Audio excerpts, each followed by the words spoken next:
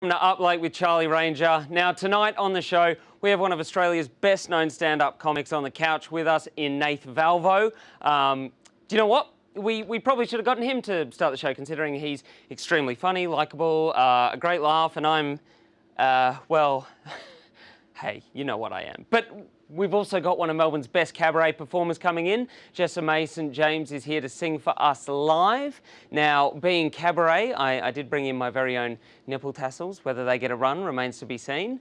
They won't. They're not going to get a run. That would be cheap. But speaking of stand-up comics and cabaret singers, that offers a seamless segue into the International Conference on Atom and Nuclear Physics happening in the US this November. Recently, Associate Professor at the University of Canterbury, Chris Bartneck, was asked to submit a paper. Now, since Chris has next to no expertise in nuclear physics, he wrote the paper using iOS autofill. So, you know, autofill is when you're sending a text and your phone is suggesting the next word you might like to use above the keyboard. That's the autofill. So iOS, in this situation, I believe, deserves serious kudos. I mean, anything that has the confidence to just bash out a paper on nuclear physics on the spot deserves praise. Here is an example from the paper of what iOS offered on nuclear physics. It was titled, "Power is not a great place for a good time." And I quote, "The atoms of a better universe will have the right for the same as you are the way we shall have to be a great place for a great time. To enjoy the day, you are a wonderful person. To your great time, to take the fun and take a great time and enjoy the great day, you will be a wonderful time for your parents and kids." Now, the outcome of all of this was obviously that Chris's paper was accepted by the conference within 3 hours of sending, and he was offered a speaking role for the delicate price of $1,099 US. He didn't accept. Why? Why would you not? That paper is brilliant. I would hope Chris's reason for refusal revolved solely around the fact that it should be Siri, not him, at that lectern delivering such bountiful intellect. Let's just revisit a few of the paper's many strong points. The atoms of a better universe will have the right for the same as you. Clearly. We're all just made of atoms, aren't we? Are we? We are. Anyway. So the atoms of a better universe will still be the atoms that make us up. And that means those atoms will have the same right as us because they are us. Simple, but clever. Take a great time and enjoy the great day. You will be a wonderful time for your parents and kids. Anyone that tries to undermine this paper is trying to undermine positivity. And if you're trying to undermine positivity, it makes you a sad and lonely person. And what do we say about fun sponges? Hey, society? They shouldn't be listened to. They'll just bring the mood down. And to metaphorically punctuate the point, the paper finishes with the line, "Power is not a great place for a good time." Hashtag jealous, anyone? Confucius, I'm looking at you.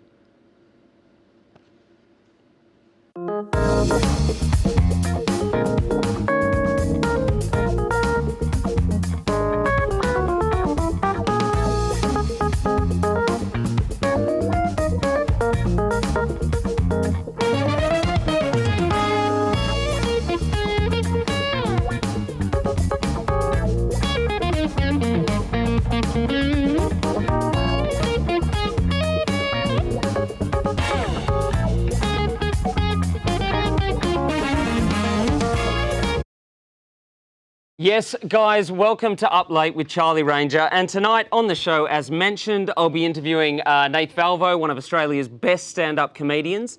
Now, earlier in the week, we threw it out to you guys, our audience, to send in questions that you would like or that you'd love for me to ask Nath.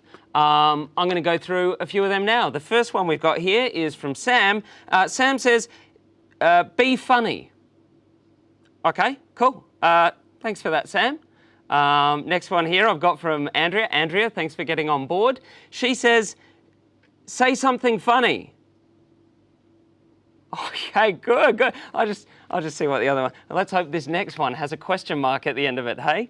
Hey, Nath, can you be funnier than this host guy who tries so hard to be quirky funny, but doesn't he realise that just because Rove got his start on Channel 31, that doesn't mean this guy is going anywhere except straight back to his day job, one of which he no doubt has. Oh, and be funny. Thanks, guys. That's damaging. But let's move on and talk about something more positive. We are very, very lucky to have in the studio tonight Jessamay St James. She's going to be performing live, one of Melbourne's best cabaret performers with an incredible voice to match. But before all that, guys, we've got some house cleaning to get through. So I'll just...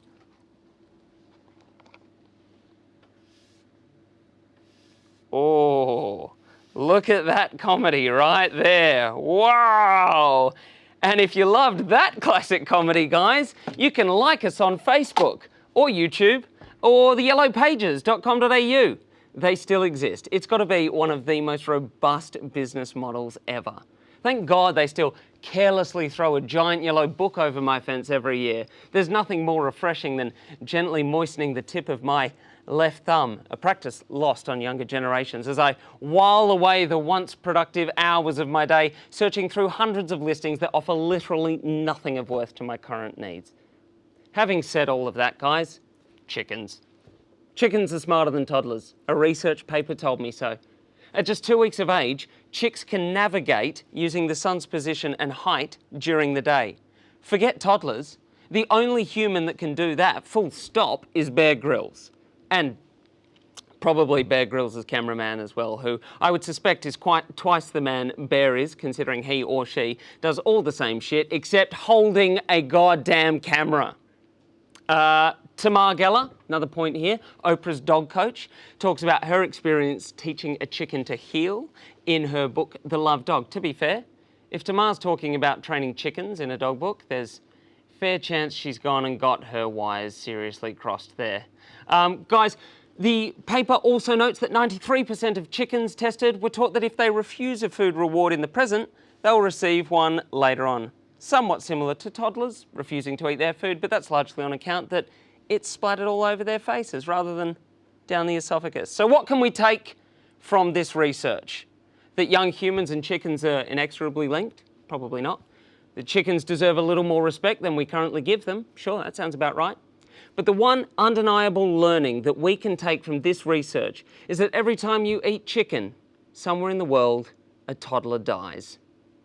We're going to be back right after this break with Nath Valvo on the couch. Stay tuned. We'll see you in a sec.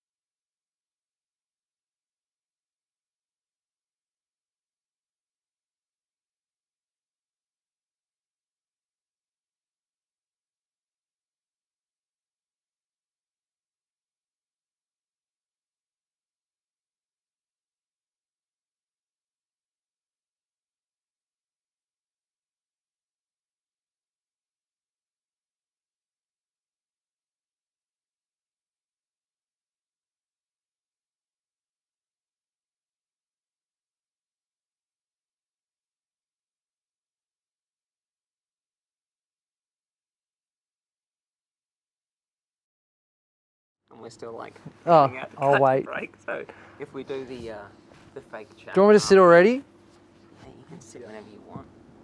If your mic's on, people watching live on YouTube can hear you. Woohoo! Yeah, just give them a shout out. Hello YouTube, is that on? Am I turned on? 1 minute to go, charge will go live. Yep, thank you. Hi YouTube, if anyone's watching. I mean, of course you are. All of you. So many people. We've still got the auto queue up if that's an issue for anyone, but you know. No, it's great. Stain on my shirt, like you did on your pants. Yeah, I've got that toothpaste on my jeans. Who 30 does seconds, that? coach. We'll go live. 30 seconds.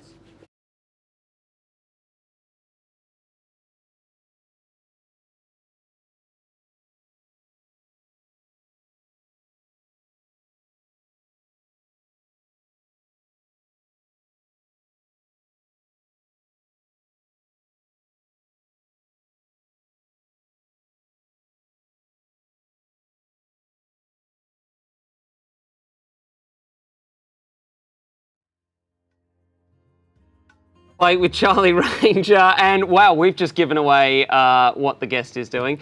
I'm not going to give him an intro because he's sitting next to me, so why would I bother when I can just talk to him? Nath, thanks for coming on the show. Yeah, this is nice. Hello, sir. This is nice. I like this. That scene in Titanic where she's got him out. Kate he's Winslet. Sketching her. Yeah. This is what I was trying to bring. You're Kate. Oh, always. I'm Leo. I'm always Kate. Do you find it ironic how Kate Winslet did that episode of Extras saying, I'm playing a nun in Nazi Germany to get an Oscar.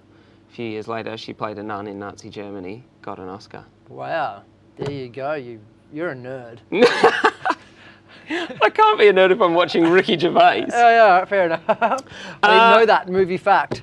Nath, Yes. thanks for coming in. Thank you for having me. The reason I did this is it's just a very comfortable couch. It's good, isn't And it? if you sit like this, you just look like you're a bandit at a bus stop or something. It's just a bit weird. No one really sits on a couch by themselves like this. Do you know what I mean? A lot of our viewers give Odd. that feedback, actually. They go, who was the abandoned at the bus stop person you were chatting with? Where's my dad? Yeah. But this is like fun. I think it's classy. Yeah, man. Just bringing some party And do you know to what? the late night show. That end of the couch has only ever been used once, so This your one? feet are, making the most of it. And also, it's not really that late of a show. Like 9:30. Yeah. We talked about this might be like a late show for like 11-year-olds. I suggested up at a reasonable hour. Yeah, what's wrong with Charlie that? Ranger, or I talked to this is one of the first things I talked about on episode 1. I was like, we get it. 9:30. Yeah. It's cool. I like it. It- It's yeah. the up late show for people that have to get up in the morning. Yes, for Yes. shift workers. Yeah. It is late. Yeah, It is it's the up late legitimately show late. for bakers. So that's cool. That must be a terrible job. I've never been one. Oh, well, But- we've made a mistake. Yeah. We Oh, totally this is thought that's weird. what we were going to chat No, about. yeah, but I did when I did a radio show years ago, but they didn't know if I was good enough yet.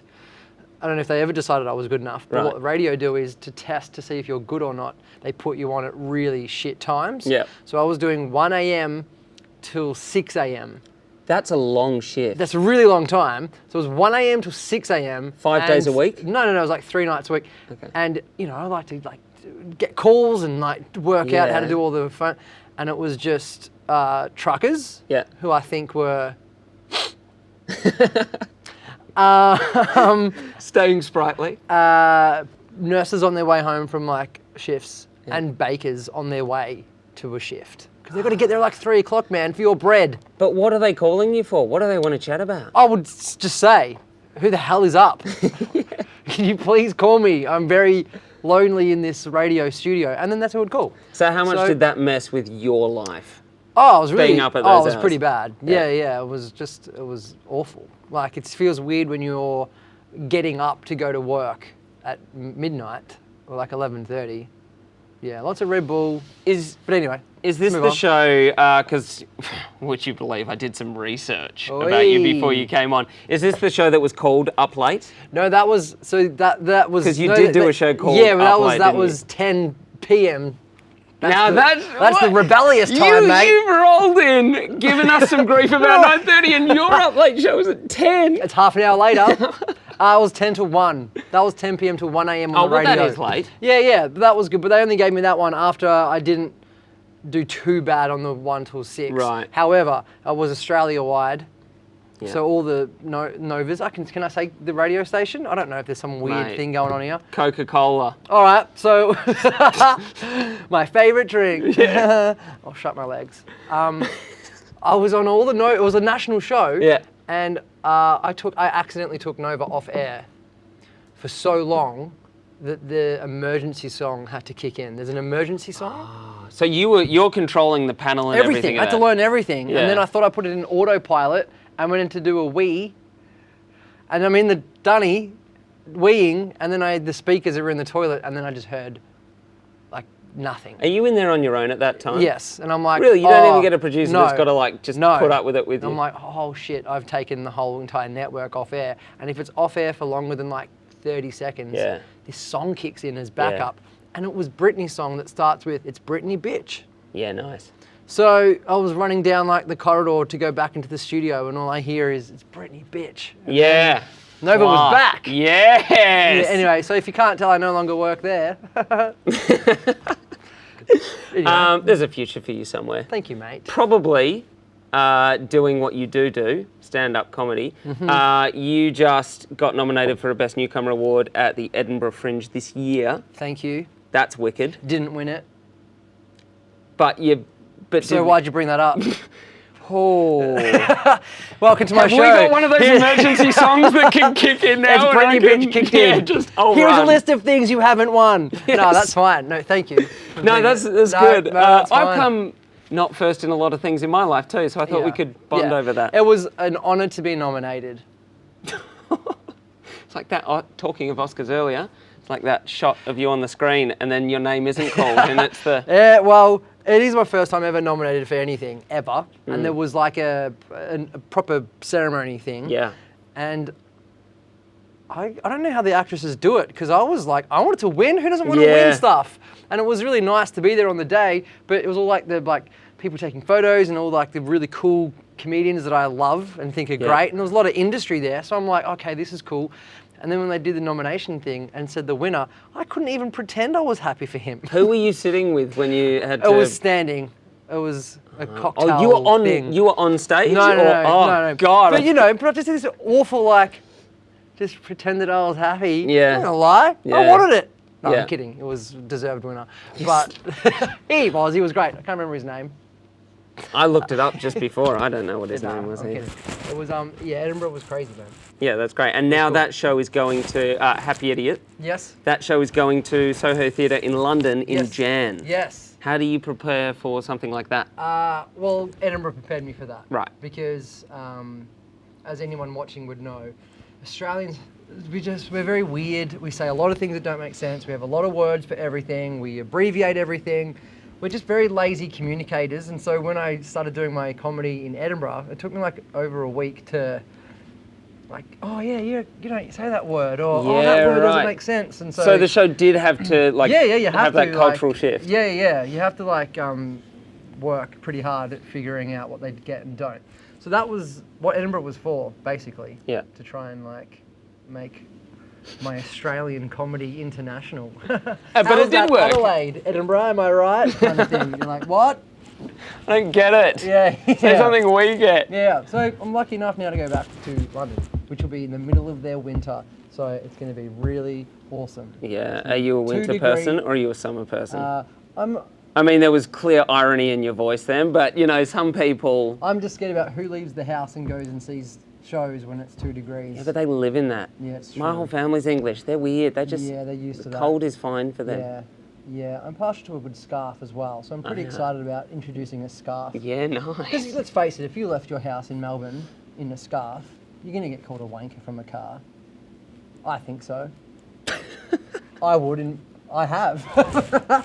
I have been the one yelling out wanker from the car. Yeah, great. So, we don't really sport scarves very confidently in this country. I had Drama teachers do. I had to do promotion. This is such a detour. Okay, I apologise, that's but fine. Just yelling out of cars, Australians that do it. I had to dress up as a French person for the Les Mis opening doing promotional work. Someone yelled out of a car and went, Australia! Australia! At me because I was wearing French colours.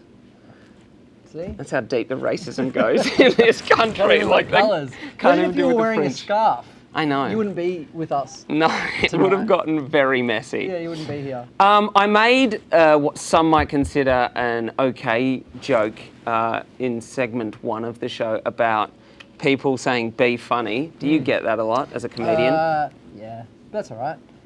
You get a family dues, or when you meet friends at weddings and stuff.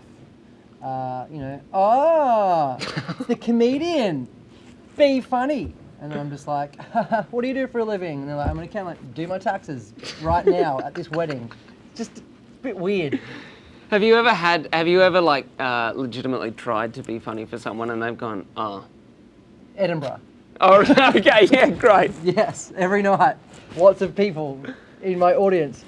Yeah, that's the thing with comedy. If people don't, if you have people that don't like you, then you are doing it right. I believe in comedy. If you're gonna like stick to something and make jokes about something, there's got to be people in the room that just don't find you funny at all, and you've got to be okay with that. And hopefully there'll be just as many that do. Are you the sort of comedian that will engage those people and use that, or do you like to stick to your script? Yeah, well, I like chatting to the crowd. Yeah. But I don't do, those comedians where you feel uncomfortable. Yeah. And if you're like late, you're like really nervous about going into the room. Yeah, I'm not one of those comedians. Okay, so you're a make friendly them feel one. nice and have a chat. Yeah. Have a laugh. Not like, where are you going? You're gonna go piss? Well, while you're in there, kill yourself. Kind of like, just, those comedians. I'm not going to do that. That's amazing. I'm just going to do this on the stage at my shows. Nath, you have maintained that the whole interview, and it's been absolutely wonderful.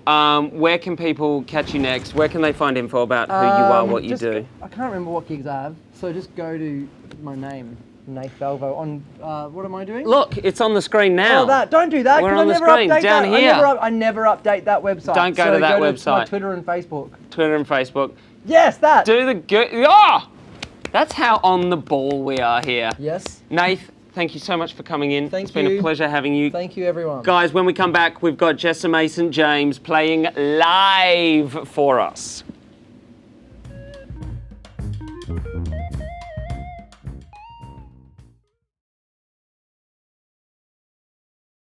Mate, thank you so much. That was awesome. You're a superstar. See you, YouTube. Yeah, definitely. To all the YouTubers. Nate, thank you so much for coming in, mate. That was an absolute pleasure having you. That's all right. Charlie, read the band from the monologue spot.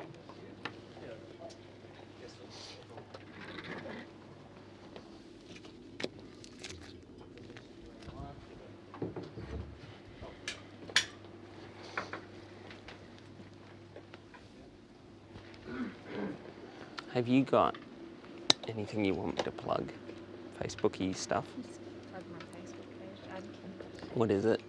Facebook.com/ Jessamy St. Jessamy St. James. James. Excellent.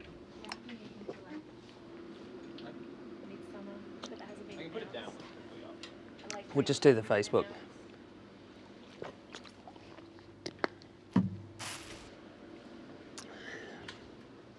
Hey YouTube, how you doing? Almost at the end of the show.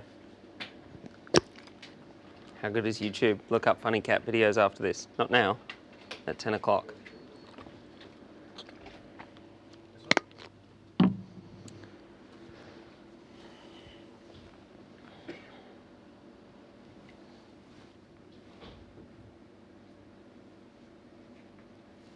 One minute to go until we're going live. 1 minute to go. Oh, better move that out of the way. Okay, cool.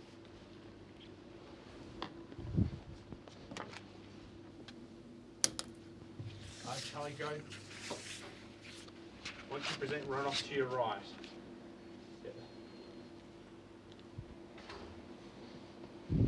Yep. Cool. How's the shot, sweet?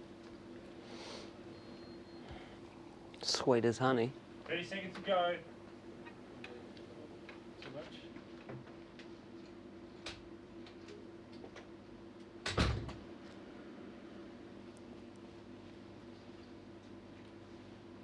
Have fun. 15 seconds to go. 10, 9, 8, 7, 6, 5, 4, 3, 2. Guys, welcome back to Uplate with Charlie Ranger. Now to finish off the show tonight, we are extremely lucky to have Jessamy St. James performing live for us. She's one of Melbourne's best cabaret artists. You can find her on facebook.com/ Jessamy St. James. And now, this.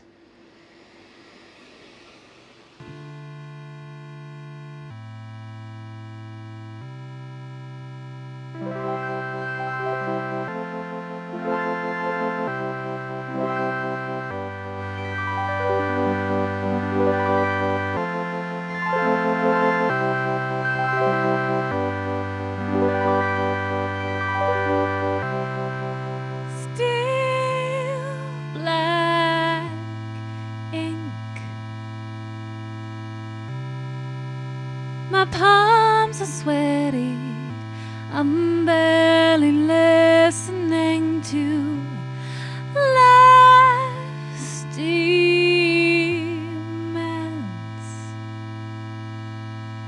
I'm staring at the asphalt, wondering what's buried underneath.